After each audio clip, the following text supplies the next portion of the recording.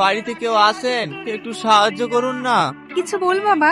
হ্যাঁ মা, আমার স্ত্রীর ব্রেন টিউমার, ও অপারেশন করতে অনেক টাকা লাগবে, কিছু টাকা দিয়ে সাহায্য করুন না। বাবু একটু বাইরে আয় তো।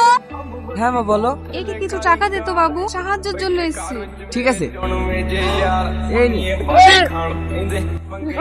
কি আপনি আমাকে মারছেন কেন? তোমরা আমার ভাইকে কেউ মারো না, আমাদেরকে দেখার মতো আমার ভাই ছাড়া কেউ নাই। আমি তোমাদের চাচ্ছি, দয়া করে তোমরা আমার ভাইকে ছেড়ে দাও। আমার ভাইকে কেউ মারো না। আজ প্রথমবার তুই আমার কাজ না করে ফিরে এসেছিস। কেন কেন বাচ্চাটাকে মারিসনি? ওরা অসহায়, ওর একটি অন্তঃপুর আছে, ওর ভাই ছাড়া ওদেরকে দেখার কেউ নেই, তাই ওকে মারতে গিয়ে আমার বিবেকটা বাধা দিয়েছে।